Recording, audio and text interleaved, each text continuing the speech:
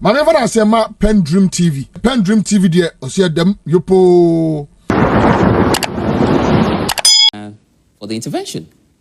It's working, isn't it, for you, Doc? Sorry, before that, my regards to our viewers and listeners this very morning, and thank you for this opportunity. I think when we are discussing issues of national concern or tenacity, we need to be very careful as a country and try to change a bit.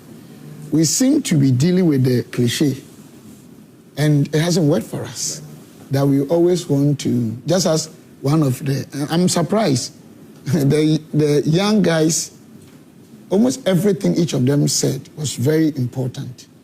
And I think they've done very well. But you and I know that what they said, we've been saying this for almost 40 years. Long-term solutions, impact on us, stop doing politics, MPP time is MPP, NDC time. Has it worked for us as a country? Has it?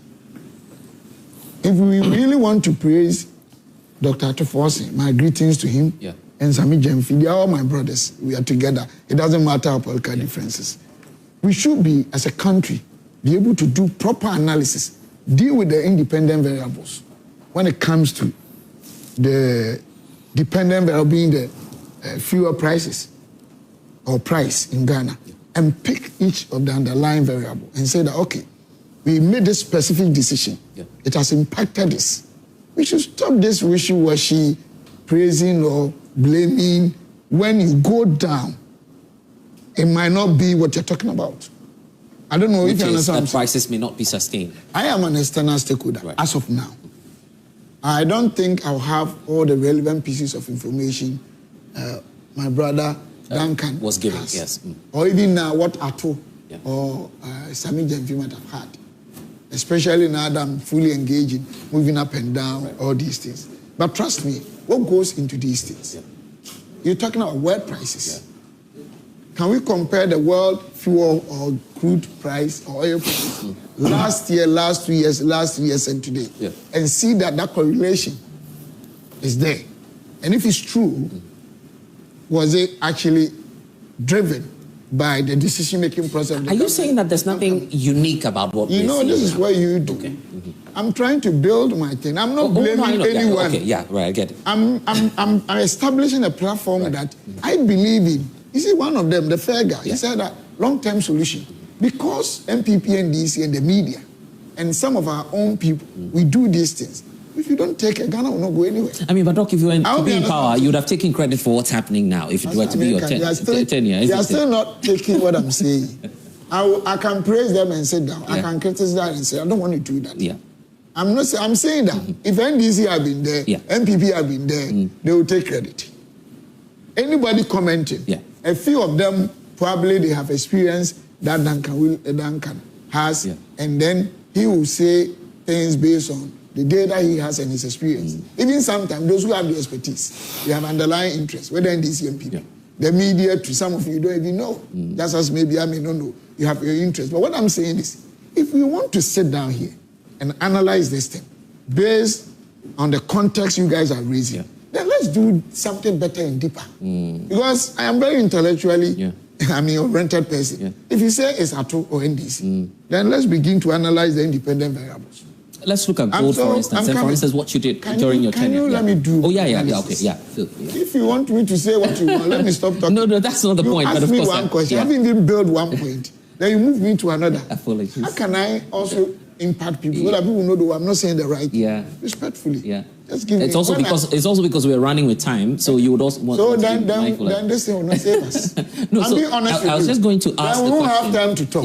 Doc, when I started, if you allow me to even build my preamble, you have asked me a question. Proceed. No, what I'm saying is that if you talk about, take the fuel price to be a dependent variable. We have independent variables, factors that influence them, or the pricing. Then you pick world market price is one. About 5 years down the line or up to this, what has been the price? Is it going up and so we are charging cheap? Then you can say that, oh, the government is really doing well, even though it's going up. The government is making decisions taking options that are helping us. 2, let's talk about the cost builder, what goes into it. I know, I mean, I'm a layman in energy sector, but I'll do my best because of my financial background, economic knowledge. You talk of taxes, you talk of exchange rate, you talk of other factors. Okay, some of them are discretionary, that the government of the day can decide to make this decision A, B, C, D, discretion. Some of them are statutory. Government cannot do anything. So if the world market price is going down and it's affecting us, you can't say it's government or not. Is that what's happening in this case? I think if you heard me right, I'm saying that I don't have the relevant data, but I just checked it and I realized that, last year and probably last 2 years, world market prices were higher than even today. Right. Even now, it started going up, but it's still saying that although it started going up, it's still down by almost 18% as compared to. I hope to the previous. Then if you talk of exchange rate, this exchange rate that people talk about is very funny. What influences exchange rate? Basically supply and demand. So what has caused it? By January 2025, between December and January, we had about $1 billion in our account as a country. How did we get it? For the first time, I stand to be corrected, Ghana had domesticated cocoa syndication. So that all the billions that they were paying outside, they paid them in Ghana here. 2, we have had a very peaceful, relatively peaceful elections. NDC has won convincingly. Investors all over the world have started having confidence in us because they saw stability. America then, because of Trump's decision, has started having terrorist war with the giant partners from the Asia. Almost all the primary macro indicators that have direct impact in terms of degree of integration to high extent has started doing so much well by the last quarter 2024. I mean, primary balance, trade balance, even inflation that was about 54.1 had come down to 22.9. GDP had been 0.4 or 5, had come down up to 5.6. So all these factors had really influenced the currency that we are impacting us today. I will never say that Atufosi has done good or bad. First year of any new government, you cannot attribute anything big or bad to them. Let's see what goes on. But then, all these things, what we have to look at, it's not a political aspect. What one of them said, in fact, 2 of them, the politics, and then is it a solution that will be sustainable long term? As of now, whether NDC and PP, whether Duncan or me or Ato, we don't know the amount of dollars being circulated in Ghana. But whatever the case, what you've relied on both as 2 different governments is the gold price or gold. We started with the gold race. Yeah, you started. So and that's why the question will still face you. No, let me ask the question. That's why I want to ask the question. You did a gold for oil program. This government is going with a different approach with a gold board system. Don't you feel that is uniquely what's accounting for this? Because you were running. It's the same. When you say board, I'm sure in terms of legal tenacity. All right. You know, sometimes you can have a commission or a body, but once you get to board and other things, sometimes the authority in terms of the legal, the act, there hasn't been any. But let me tell you, the economic successes we are talking, you cannot attribute it to the good thing. Of course, you cannot say it doesn't make sense. Sami Jamfi has been doing well. He's a young guy. One thing about me is something I don't have very deep understanding or haven't gotten the data because we have asymmetric information management. If I'm not privy to, I'm not a politician. Yeah, but by observation, we can tell that you run a gold for oil program. So that has changed everything. Let me tell you, the economy by 2024, please, from here, Google or go for 2024, Dr. Atufosi's own budget statement, and look at how Ghana's economy got restored before we lost power. 2024. Yeah, the budget. Yeah. You mean the first budget? You mean the first budget of the they started what they met. Thank you, sir. Yes. So what I'm saying is that in this country we run what is called defensive market economy. SMEs alone forms about 90%. And I don't want to be too technical. Are you not having difficulties in acknowledging what the NDC administration is because you're not ready to listen to the education I'm giving. No, I am listening. But you're also failing to admit that something unique is happening, isn't it? You want to do politics. No, I want to explain as somebody. But can you really take out the politics from this? When I'm trying to make a point that we can all learn from, then you throw me somewhere. No, but I have to ask you the questions as well. Because, but when you ask me questions, let me land. I was trying to explain a good point. Yes. Let me land, then you ask me. You're not even letting me land. The point I'm making is that the impact of any economic indicator in our country, there's a lag period. It takes a long time because our market is basically SMEs. So what you started is now impacting the country. Exactly. But it doesn't mean ATO and the government, they are doing bad. Right. No. Okay. Right now, if we are even asked just percentage of what this government had done as a percentage of our GDP, ask you, what even all the great policies they say they are bringing, they haven't even started. I don't know. We call something systematic risk index. It's an index to check how fast and quickly impact of the economy, the economic performance impact people. Yeah. And because our defensive sector, ours is far less than 1. So it takes a long time. If practically we realized, anytime PPNDC, we brag that, the economic figures are doing well. Yeah. Ghanaians normally say we don't feel them in our pocket. Yeah. So it takes a long time. Nobody can sit anywhere. And I'm not saying I know everything, right, but it's my field. And say that, NDC government has done so bad or so well. No. What we've been experiencing for the past 12 months is as a result of last quarter, the restoration. We had GDP 5.6. Now, GDP, how much we have? Even inflation have gone 54.1. By the time they took over, it had come down to 22.9. So what I'm saying is, and now we're in a single. Exactly. So it was that downward trend. Let's see now that the NDC government is coming to start to implement its own programs. Make a lot of outlays or expenditures, pay most of the contractors, make decisions. Then we will see. What the true picture is. You cannot sit here and say that NDC's government last year is doing what they are doing, or the government has done bad. I will not see that. Okay, Solomon, let me hear from you as well. So a cumulative effect of what started under the last quarter of the NPP, you agree? Not too sure. Because you see, in 2016, the inflation was 15.7.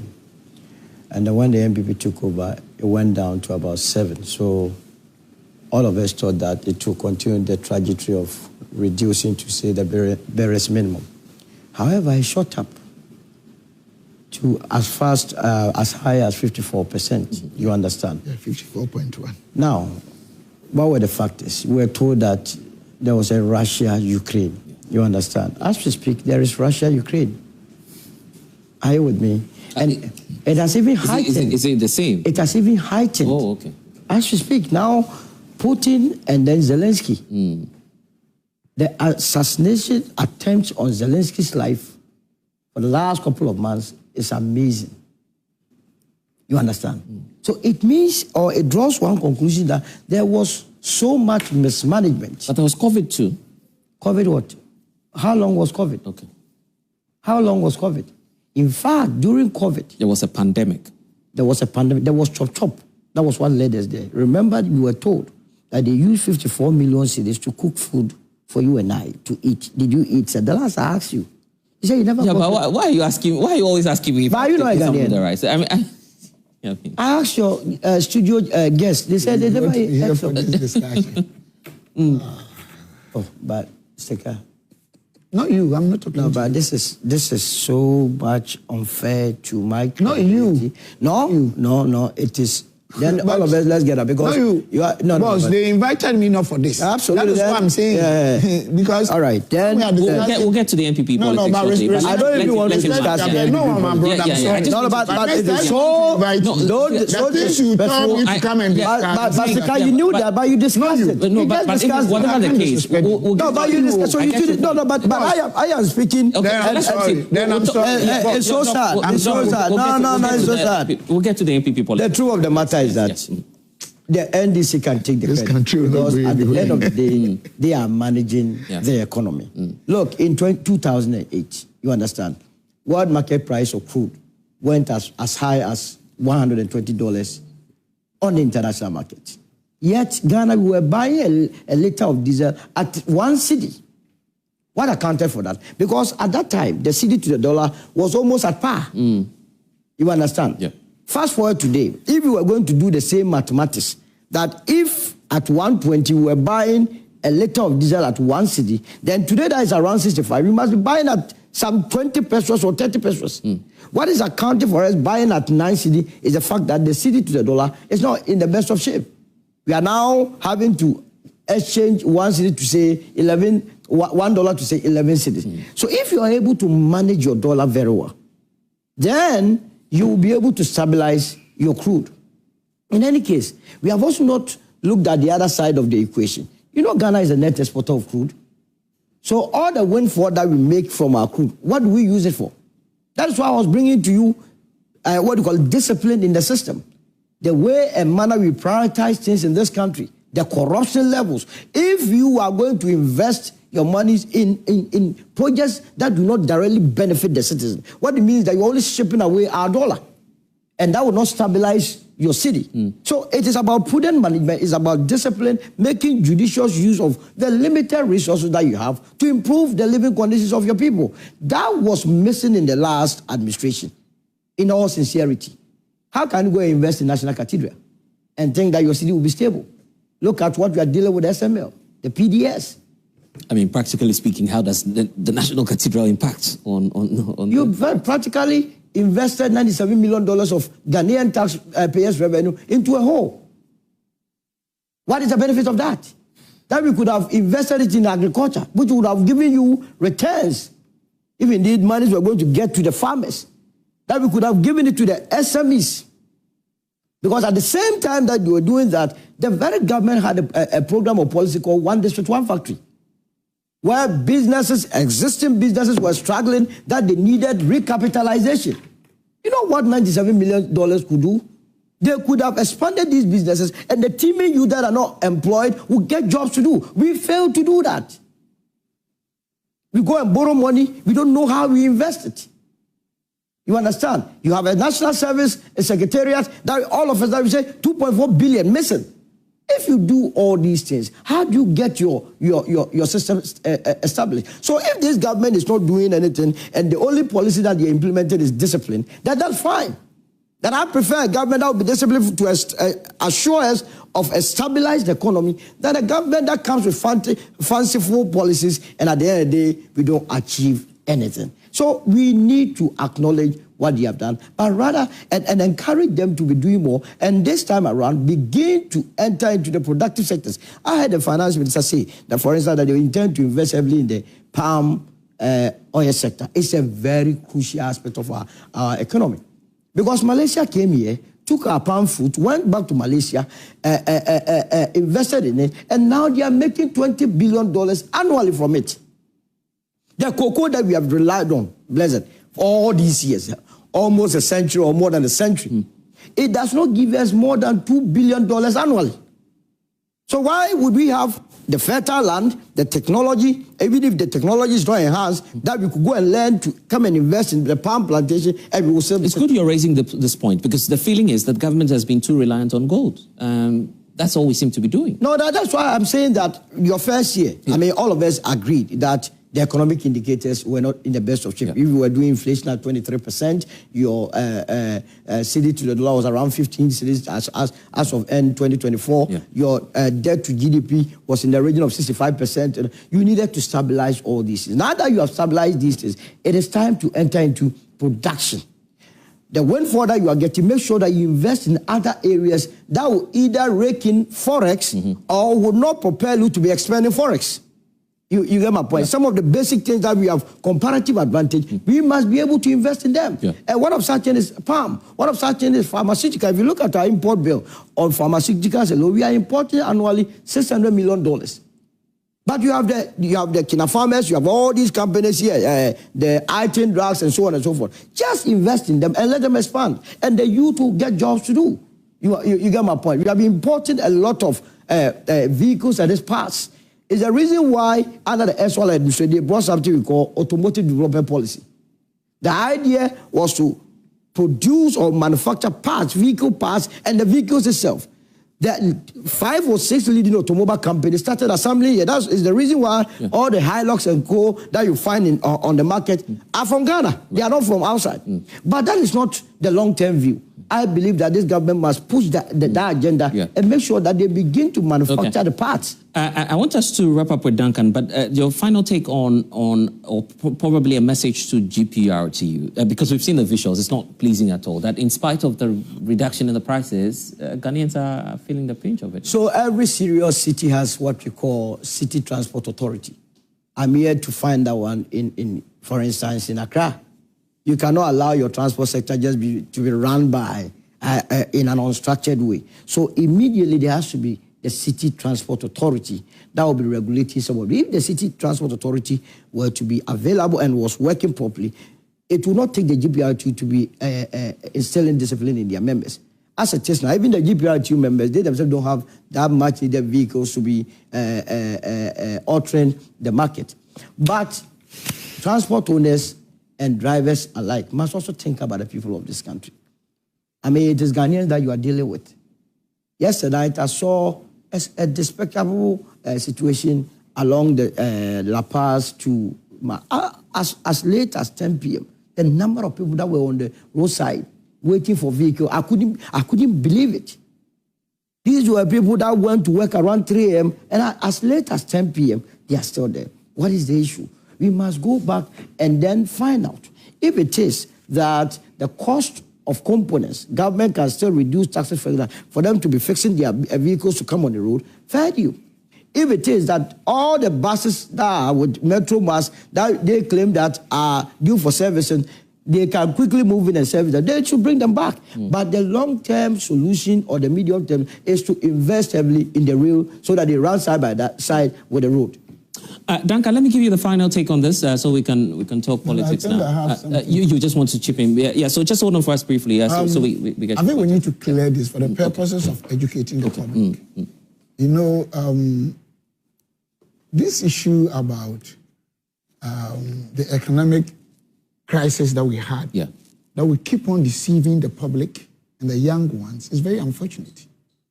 Very, very serious. And I think Ghanaians, all of us, including me, if we claim it's God's country, those who have expertise, like where you are, you have expertise I don't have. My brother may have expertise I may not have.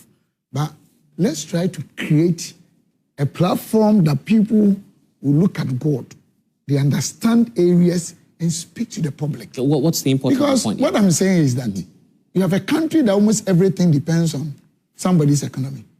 We wake up one day, things went so bad globally to the extent that first time in the history of this country, Ghanaians were asked to stay home. They were paid for a few months, and they ran ship for almost 18 months. 5 come, another 5 will come the next 2 weeks. And then private sector sacked over 40,000 people. Revenue to even develop our country and back on our expenditure obligations. We had a shortfall of about 12 billion. We had to rely on borrowing, debt financing. The economy was not growing because it was global. The world grew negative 3.3. Ghana grew about 0.4. These were serious crises that we had no control. And then suddenly, people say all manner of things because of politics. Either they don't understand, fine, it's politics.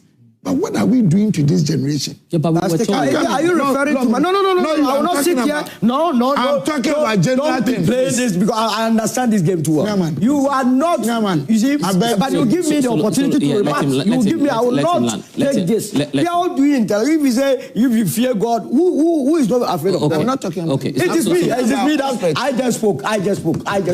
Nobody has spoken here. Me and you and Duncan, Amoah, have been doing this discussion. Yeah. You have not been taking part in the discussion. So if I speak and immediately you come and say that if you speak to, if you fear God, if you understand, I'm not saying we should call experts. Okay, Sticka, land on. Who is an expert in this? So let him land. We are discussing. So land on the point and let. No, it's not good. It's not good. This business you are doing. First of all, even having a discussion. When I started my discussion, say if I knew this was what. Yeah, because they didn't ask me to come and talk about this. It's not you. So let me give you. I'm very offended because I mean I'm also not interested in doing this program with you. Okay. I'm not saying I'm gentlemen, not because for you to come and sit here, everybody, you see, I'm in black. You know the funeral that I'm supposed to attend. Gentlemen, let me go to Duncan. Yeah, I get. So, gentlemen. Yeah, okay. So, yeah, we'll go there. We'll get there. Okay, gentlemen, it's okay. Okay. Duncan, let me give you the take now. Yeah, let me hear from you, Duncan. Duncan, you've heard the views, yes. Duncan, you've heard the views, yes. You've heard the views. But honestly, Doc, let me say this. Doc, hold on, Duncan, just a minute. Dr. Amoah, this is the point. We don't see how we'll be having a conversation on the economy, and I mean, you're part of a panel. You might be talking about politics, and we would not want to hear from you on the economy because you were once a deputy finance minister. But what I'm saying is, you have so that's why we're just but you get my point. Understand what so I'm just saying to you. I'm from Kumasi. I get your point. You So just hold told on. me we are coming to do this. Yeah. I drove to here only to discuss things that you never called. Let me hear from Duncan. I can do serious I'll give you the time. I'll give you the time. Nobody doing politics. You are boss. I'm not talking. Duncan, let me hear. You know, I'm giving you. Okay, gentlemen, just hold on. Let's listen to Duncan. Yeah. At the risk of being taken to the cleanest feather by my brother Stephen Amoah, let me say that Solomon Owusu and my hats off on this one. You see, it is easy to make excuses when you don't have your fundamentals in check. We hide behind COVID to insist there was a reason things got so bad. Bless, at the height of COVID, international market prices for crude, and for that matter, even finished products, had collapsed totally. It got to a point the U.S. inventories were now paying cargo to return. So we went into the negative. The bad government then, to have taken advantage of the situation, were caught limping. In the end, in the face of all the hardships that Dr. Stephen Amoah points to, what we saw was rather COVID levy. So I don't think that hiding behind some of these things to make excuses for why things were so bad, you should entertain it. And at the same time, when some of us say that, look, blame the good performance of the Ghanaian city on some of the things that, for instance, Atoforsen, Samijemfi, Dr. Esiama at the Bank of Ghana have done, then he says that we should interrogate. Look, when we are done, I'll send you the data. He requested for 2022, 2023, 2024, 2025. I have all of them. It's as though we knew we will get to this point. And so we've done all the data simulation or analysis. I will share that with you so that at least you can put that forward to the public. But the truth is, if the currency had not done any better, the fuel pricing would not be any better because, one, you import in the dollar. You cannot allow the market here to buy or sell in dollar. So you sell to the city. That's where the exchange differential becomes key. And I have said this. There's almost a certain unspoken rule that says 1 liter to $1. And so why I said Solomon Owusu earns my respect. When he talks of 2008, 2007, we did redenomination. The city was almost at par with the dollar. So were fuel prices. And watch, when NPP had to exit in 2024, at the time the city was exchanging for about 15. The fuel price was equally around 15, 14.99. So look at it. Anytime the currency does well, there's some general relief that you give Ghanaians. Anytime you lose the currency battle, there is some hardship that Ghanaians would have to undergo. There's a seamless symmetry. You can't do without it. And I'm surprised that the intellectual that Dr. Steve Amoah says he is, he would not want to admit some of these things. Look, no. I will be the Duncan, first to go after the government. Please, no, right? You cannot if it tell him fails, to withdraw that statement. No, but that is, Duncan, please, let's show mutual respect. Don't talk that way to me. No, Steve. Now, you tell me that intellectual as I am. Maybe you don't understand what you are discussing. I haven't said that Ghana is perfect. Okay. First 4 years of MPP, what happened? We're growing 7%. No, please don't say Duncan, intellectual as I claim. This is what they do. You respond and they change the story. I think I'm more intellectual than you. You took a swipe at me and thinking that I didn't read. Listen. Tell me one thing I said about him. No, say it. I'll give you the time. Please, doesn't make sense. I'll give you the time. You were trying all you could. Listen.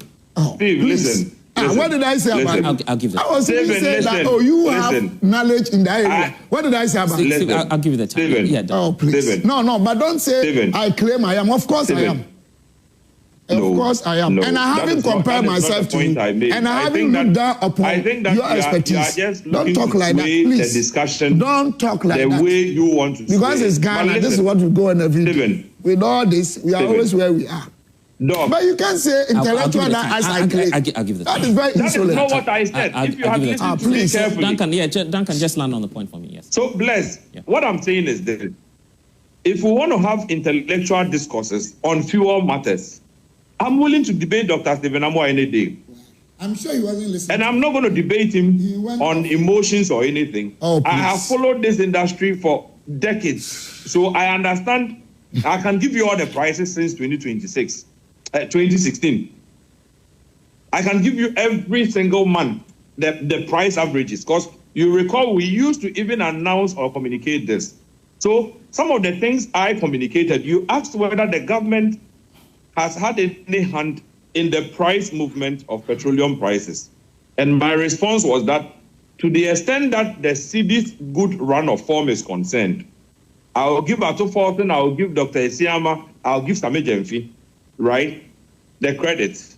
If I wake up tomorrow morning and the same city is in such a bad place and excuses are made that, look, U.S. has attacked Venezuela, Russia is still fighting Ukraine, China is looking to take over Taiwan, there's Iran-Israeli conflict, and so the managers of the economy come back with the excuses that Dr. Stephen Amoah was seeking to hide behind as the reason for which fuel prices went to 23 Ghana cedis, 17 Ghana cedis at some point. I will go after them.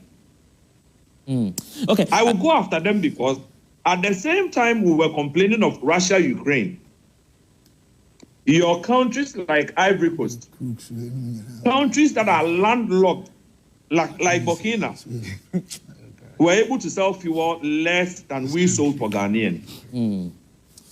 And so some of the things he cannot hide and say that, okay, well, he wants to be intellectual and suggest that the rest of us are being deceitful or we are saying things we don't know. We know the things we say, honestly. And I think that as far as the drop in fuel prices are concerned, international market price for crude as of today is around 65. It's not gone down as sharply as he thinks. It's not gone down as sharply. What has helped the world is the oversupply situation. It got to a point, Russia was still pumping products, right? Even in the face of sanctions, was able to feed China, India. It got to a point, OPEC, instead of cutting back on numbers, they were still pumping. And so anytime you have oversupply, prices sort of, rally to a point. It doesn't go down much, it doesn't go up, but it rallies to a point. All right. It does not, however, mean, blessed, that international market prices have collapsed. No. They are still bullish sentiments today. I even said it earlier in my presentation that the writings are on the wall that we may get to a point where prices would go up. We can get to the $100 mark in no time because the geopolitical tensions. U.S. is still talking of Greenland. Yeah. EU is steeply against it. I get the point now. U.S. is being urged by Israel as we speak to look at, the Iranian situation and go after them. If you have the critical suppliers like Venezuela, Iran, right, on the chopping table, it should be a scare for anybody. And I said that. I was surprised he had none of these things. Yeah. But the part that I said, for the currency bit that has been available, we should, give some applause to our 2,000, applause to Sami JMP, applause to the Bank of Ghana governor. That he has a problem with. Well, it's a fact. Okay. So this is Duncan Amoah. I never said. Duncan Amoah. So let's close the chapter on this. I'll give you 2 minutes, Solo, and then I'll give the last stick to Dr. Stephen Amoah. So we close the chapter on this. Yes. So first of all, the happiness currently, because there is a government in place, they have every right to take the credit for it. Because tomorrow, if the prices begin to wobble, I will come here and then blame them. It is the reason why we have government in place. You understand? You are put there to manage the economy efficiently so that all of us would benefit from it. I always come here and quote Article 36 for you, that the duty of every government is to make sure that the citizens are happy. To the extent that there is somebody who is the head of state or who is the president who has appointed people to manage various sectors, if things are not going well and the people are not happy, they would equally share the blame. What happened in the last 8 years was largely mismanagement. But during COVID, in the same way we are told that we could not mobilize 12 billion cedis in terms of tax revenue. Remember, we got close to $3 billion. Yeah. Some from the IMF, some from the World Bank, some from the African Development Bank. Where did we or what did we do with that money? Remember that time alone, we were able to rake in close to $100 million at the airports. People, it became business for others. What did we do to that money? You understand? So if we had money and that could have balanced our budget, yet we were not in that situation, and at the end of the day, things degenerated. Why would you then come back and say that it was because of external factors? Again, like Duncan was saying, prior to Russia-Ukraine, when COVID struck, international market, oil prices reduced significantly. Nobody was buying oil. If we were that strategic, if we had managed the economy well, we could have bought a lot of oil to store. Yeah, but we did good for oil. Good for, that was another, look, that policy, I don't want to even hear. That was corruption personified. Gold for oil. When you sell gold, what do you get? Is it not dollar? Is it not dollar that we used to buy crude? A policy that was shrouded in secrecy, to the extent that the last Bank of Ghana's, the 2024 financial statement clearly showed that in 2024, we lost 1.82 billion Ghana cedis through gold for oil. Is it a good policy? But gold board is equally, the BOG. So another aspect was Ghana started buying gold. The Bank of Ghana started buying gold as far back as 1960s. In the 60s, they were buying. Only that the magnitude, the quantity is what has improved. It's a policy that has been there since. But it received some currency, I think, 2021, 2022. But that doesn't mean that it is there. That policy is good because it is ensuring some levels of stability in our exchange rate portfolio. As against the gold for oil, that at the time that we were going for that policy, a liter of diesel was sold in the international market or in Ghana around 15 cedis. By the time we exited the policy, it was still not in the best of shapes. So why would you put yourself on that policy? It wasn't a good policy, and I'm very happy that the Bank of Ghana has abrogated that policy. Okay. Doc, I'll give you the final take on this so we deal with the primaries. I'm not happy with you. Oh, really? Yeah, don't do that. You see, Ghana, we don't want people who are honest. Okay. Duncan, I never said anything. I was even kind of heaping positive stuff on him that it's his area. Right. He even has the data. I don't even have the data. I said all this. Where did I attack him? So you are hosting this program. Yeah. When he started saying things I had never said, you should have corrected him. Oh, my brother, Sticka never said anything about you. So the point is, I don't speak for you. I'm done with my 2 weeks. No, the point is, I don't speak for you. Program. So we are here. Since you're here, I'm just giving you the opportunity to respond because you're here with him. Anyway, I haven't insulted. Yeah. This is where that's why I'm giving you the time to clarify that. I'm done with my comment. I don't want to comment. Okay, well, I'll just point out that I don't speak for you. Problem. And since you're here, you have the opportunity to respond to whatever he's raised. That's why I'm giving. I don't want to respond for me to be insulted again. No. It's okay. If you feel insulted, I'll give the. At least Ghanaians are watching us. Yeah, right. I'm sure Duncan was not listening to me. Yeah. And you ask me whether NDC they've been doing well or not. Yeah. This is not only platform I've spoken. Right. My stand is that any new government for the first year cannot do anything that you can blame the government or praise the government. And it's a fact. And if you talk about currency, there are causes, factors, independent variables, and I stated all of them. And I explained. My point was not to, keep scorn on my brother's intelligence. I was talking about the fact that we have people who understand these areas. They are outside, they are not even here. Sometimes they speak with underlying interest. And that when they are speaking, they should bring in the concept of God. I'm not holy, but I believe in God. I wasn't even talking about him. Then Duncan came on board that the intellectual, as I claim I am, that I spoke against him when he praised Atoforsen. And you know that was not the case. I'm not saying speak on my behalf. You are hosting the you could have told him that, Sticka never said that. Maybe you didn't hear that bit. Because you were generic in your point, I had to give you the opportunity to it's respond. Okay. That's you get my point. But when MPP came first, 4 years, that there was no COVID, there was nobody who attributed Ghana's challenge to only COVID. Ghana fundamentally has a lot of anomalies that even up to now, they are still there. I get that. But when MPP came, first 4 years, they were growing 7%, inflation second digit, we were doing all the pro-poor policies, we were praising us. The time Ghana started going bad, of course, we had our challenges. Some of the things they raised, I agree. Were we having global issues or not? We can't scrap that and say that there was no problem. That's what we are talking about. Nobody is hiding behind anything. And before we left power, what had been the situation? We had recovered, but the impact on Ghanaians hadn't been felt. So they voted against us. That's my analysis. All right. We are discussing these things. It's not what you see qualitatively. You deal with numbers, you deal with figures, you deal with indices. Let's subject this, put them on the table, and see who is speaking the truth. But if you come and attack me and say things that I know nothing about, we are all trying to build a country. Please, let's stop these things. All right. Thank you. Wrong. If I had said these things, if I had said these things, the story is, politicians are arrogant. They don't respect. But Duncan was attacking me for nothing. Duncan, I want to give you the opportunity. You have any interest in apologizing perhaps to Dr. Stephen Amoah? I was even praising him that he has the numbers, he understands. And I was even a layman in that area. You remember? Duncan, you want to close? Why does he have to attack you? Want to apologize to Dr. Amoah? Bless. Yeah. Me, I'm not asking for any apology. You leave him to attack. In all sincerity, if my brother had equally listened to me, please, he would have realized I was not attacking you. The point I made, and let me repeat, the point I made, if you find that distasteful, look, Dr. Stephen Amoah, you are somebody I know personally.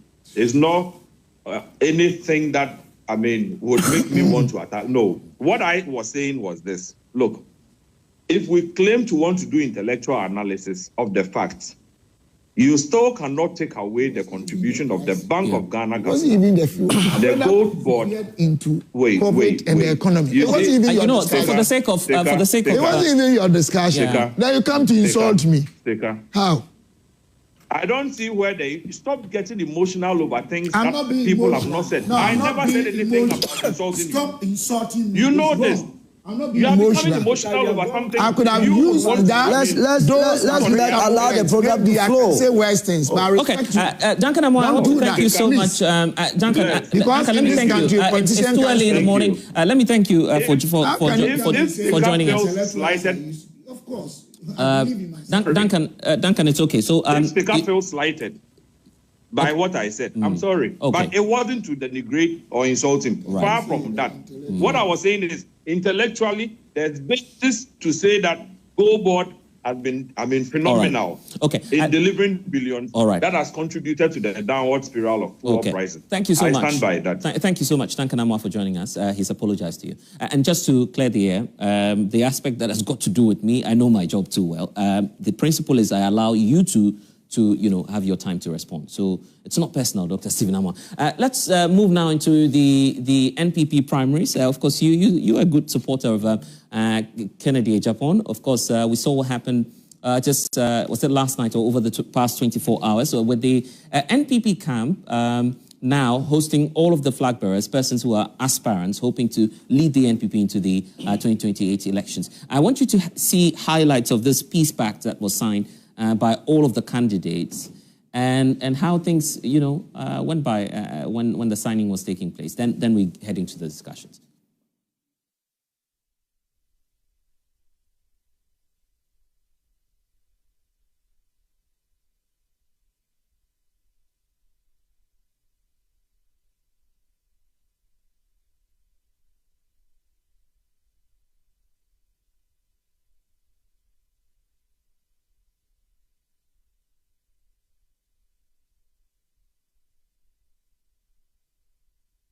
To get the contestants to affirm that the process has so far been transparent, inclusive, and fair. That we want them to commit to accept the results and want them to commit to support whoever wins out of the 5 members of the team of things. Let me be clear. The NPP is bigger than any individual.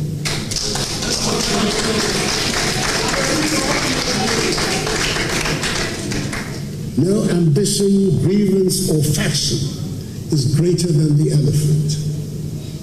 Leadership contests must never weaken the collective cause. Unity is not optional. Unity is not a slogan. Unity is a strategic necessity for victory. So I charge all of you, this peace pact must not only be signed, it must be lived. Let me start off by saying that opposition is painful and lonely. We know this. Good friends don't pick up calls. They ignore us and they find new friends. We are living it. We feel it every day. And surely, none of us wants to remain there. We want power to serve, to transform lives, and to move Ghana forward. But power does not come through division.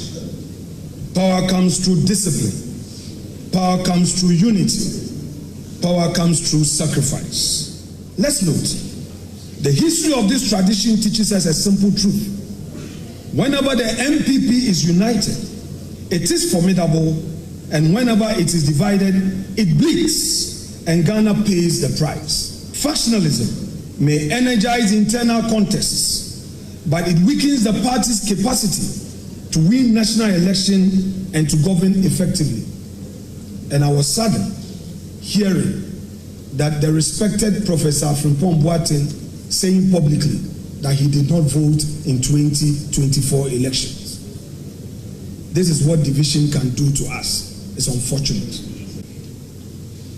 Distinguished presidential candidates, in my work as the chairperson of the party's conflict resolution committee from 2010 to 2020, it became clear that our electoral losses, both in parliamentary and presidential elections, can be largely linked to the many internal conflicts within the party and our inability to heal faster.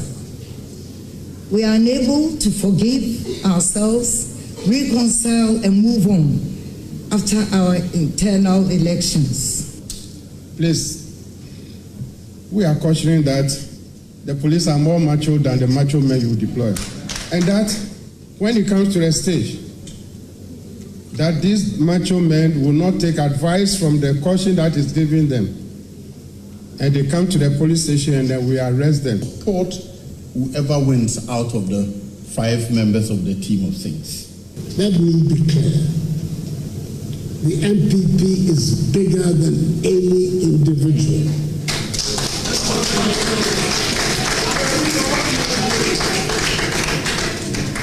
No ambition, grievance, or faction is greater than the elephant.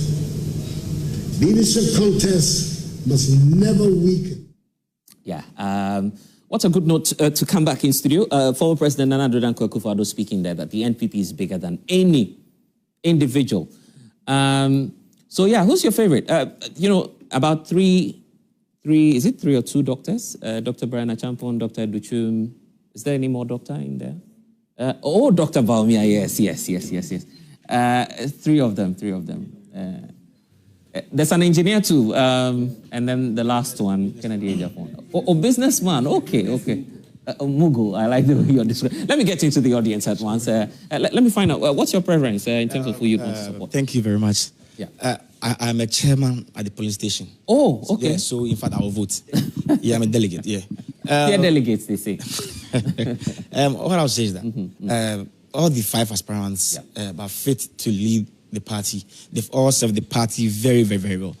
By my own preference, I will choose Honorable Kennedy Duncan Japan. Oh, really? Yeah. Like I said earlier, we cannot be doing politics with this CD, dollar fuel.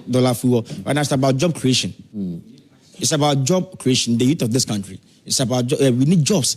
And Kennedy Japan has shown that when it comes to job creation, he's doing very, very, very well. And he's also disciplined.